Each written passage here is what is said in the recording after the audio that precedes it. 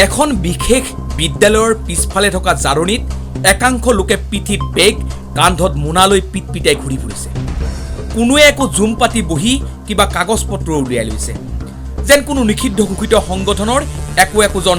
দুৰ্ধৰ্ষ সদস্যহে লগত একোটা অত্যাধুনিক স্মাৰ্টফোন কাৰোবাৰ লগত যেন কিবা গোপন সূত্ৰৰ সমাধান বিচাৰি বাৰ যোগাযোগ কৰিছে অত্যাধুনিক স্মাৰ্টফোনেৰে এওঁলোকৰ পিছে পিছে আৰু সাংবাদিকৰ কেমেৰা কাৰণটো জানিলে আপুনিও হতবাক হৈ পৰিব কিয়নো এওঁলোক কোনো নিষিদ্ধ ঘোষিত সংগঠনৰ সদস্য নহয় এওঁলোক একোজন পৰীক্ষাৰ্থীৰ নিকট আত্মীয়হে এতিয়া আহো আচল কথাটোলৈ কমলপুৰ সিনিয়ৰ সেকেন্ডাৰী স্কুলত অনুষ্ঠিত হৈছিল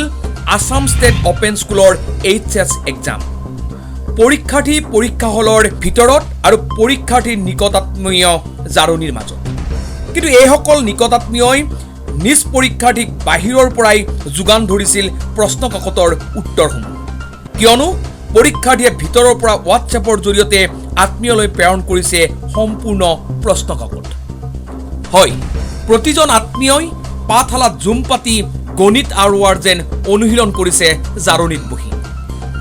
যোৱা 1/10/2022 তাৰিখ মঙলবাৰে আসাম ষ্টেট অপেন স্কুলৰ অধীনত কমলপুৰ সিনিয়ৰ সেকেন্ডাৰী স্কুলত অনুষ্ঠিত হোৱা এইচএছৰ অসমীয়াৰ পৰীক্ষাৰ দিনাৰ দৃশ্য এয়া পৰীক্ষা হলত মোবাইল ফোন নিয়াত সম্পূৰ্ণ বাধা থকা সত্ত্বেও কেনেকৈ পৰীক্ষাৰ্থীয়ে লগত নিবলৈ পালে মোবাইল ফোন মানে মোবাইল এলাউড আছে নেকি নাই মোবাইল এলাউড এতিয়া এক ডাঙৰ প্ৰশ্ন বক্ৰপথেৰে উত্তীৰ্ণ হোৱাৰ দুৰ্বাৰ হেঁপাহ এইসকল পৰীক্ষাৰ্থীৰ আনহাতে এই কমলপুৰ সিনিয়ৰ সেকেন্ডাৰী স্কুল কেন্দ্ৰটোত বহু দূৰ দূৰণিৰ পৰা পৰীক্ষাৰ্থীয়ে নিজৰ নাম পঞ্জীয়ন কৰিবলৈ আহে কিয় জানেনে এই কেন্দ্ৰটোৰ পৰা অতি সহজতে অধিক নম্বৰলৈ উত্তীৰ্ণ হ'ব পৰাৰ যেন কিবা ঐশ্বৰিক শক্তি আছে কি কৰিছে ইয়াত কি কৰিছে এনেই চাই আছো আমি কি চাই আছে কিতাপ মোবাইলত কি পেপাৰ দিছে নেকি নাই তে কি কৰি আছে ইয়াত এনেই চাই আছো আমি এনেই চাই আছো নহয় কিবাতো কৰি আছে কি কৰি আছে কওক ক'ৰ পৰা আহিছে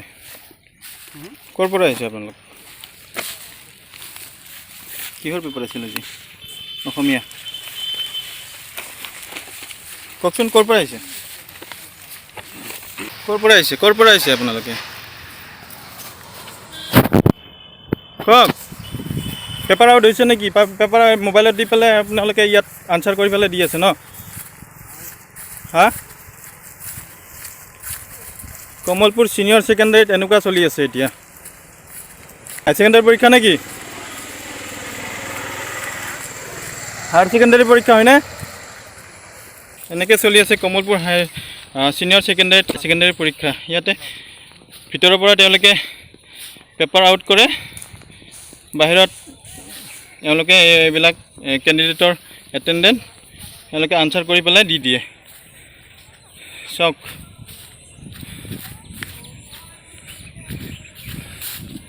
এতিয়া পলাইছে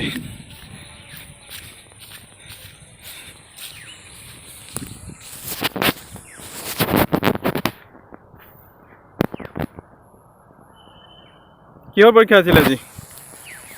এক্সাম কিহৰ আছিল আজি খুলি দিয়ক না গ্লাছখন খুলি দিয়ক নহ'লে দৰ্জাখন খুলি দিয়ক দিয়ক এইফালে আৰু কি কৈছে আছে আপুনি খোলক না খুলি দিয়কচোন কি হৈছে ভিতৰত কি হৈছে কওক সেইখন কুৱেশ্যন পেপাৰ কিহৰ তেতিয়াহ'লে কুৱেশ্যন পেপাৰখন কিহৰ হা কুৱেশ্যন পেপাৰ কিহৰ তেতিয়া ভিতৰত কি হৈছে কওক সেইখন কুৱেশ্যন পেপাৰ কিহৰ তেতিয়াহ'লে কুৱেশ্যন পেপাৰখন কিহৰ হা কুৱেশ্যন পেপাৰ কিহৰ তেতিয়া পেপাৰ আউট কৰি পেলাই ইয়াত এনচাৰ কৰি দি আছে আপোনালোকে হয়নে নাই তেতিয়াৰ পৰা বহি পেলাই আপোনাৰ কি এয়াই কৰি আছিলে ক'ৰ পৰা আহিছে আপোনালোক ক'ৰ পৰা আহিছে কি পেপাৰ আছিলে আজি